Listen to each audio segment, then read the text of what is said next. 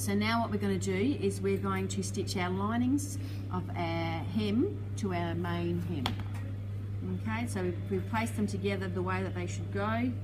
Fold it down so we know that the lining's on the inside. Pin it, stitch it all the way through on that main hem. 1 centimetre seam allowance.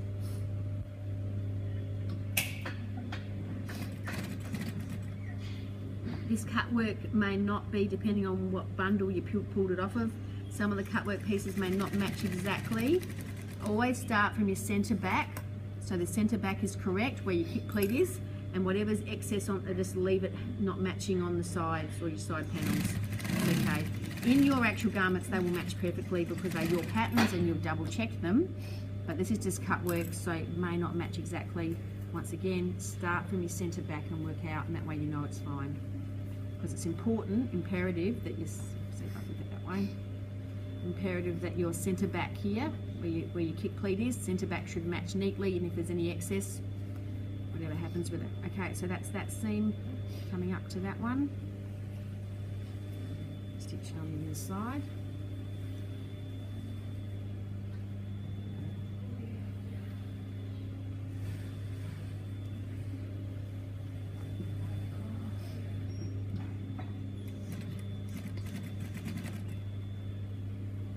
This one's not matching too badly, but some of them seem to match quite screwy.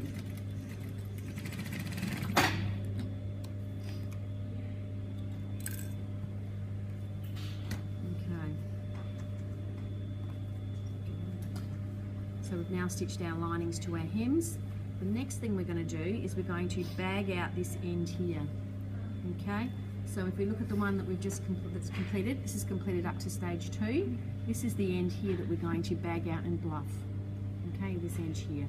At the same time, we need to make sure that we maintain that pleat. Remember that pleat or that excess in the lining that comes down and up?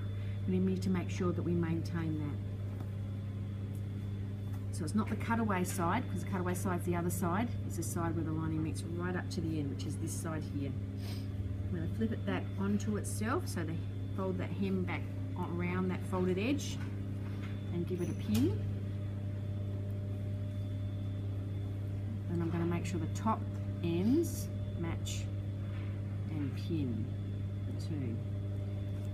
Whatever's excess is what is going to fold down into that pleat. So don't pull it out tight, so that excess all just bunches up to the top. That excess folds down into that pleat and becomes the pleat at the bottom. Okay, pin it. This, fortunately, is one of those things that you don't have to go to the point. You can stitch all the way through. So it's your lucky day. Don't you worry about matching anything or meeting anything. All the way through, 1 centimetre seam, right to the bottom. I think the most important thing to remember with this one when you're doing this seam is to make sure that you fold that hem edge right back on itself, right on where you've ironed it. That's super important so that they both match up.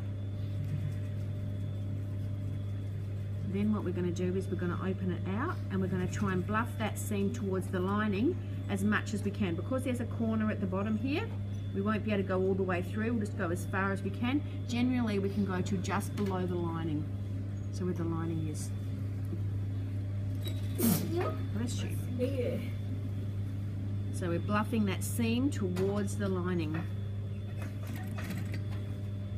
Make sure you pull it apart so it's nice and neat and there's no lips caught in it.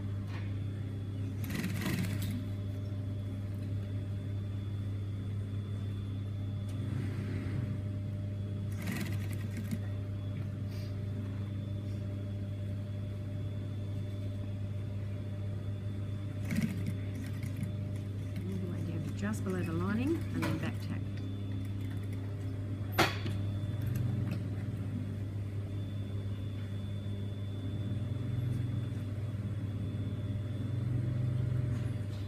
Make sure you trim as you go so you don't have any loose threads hanging about.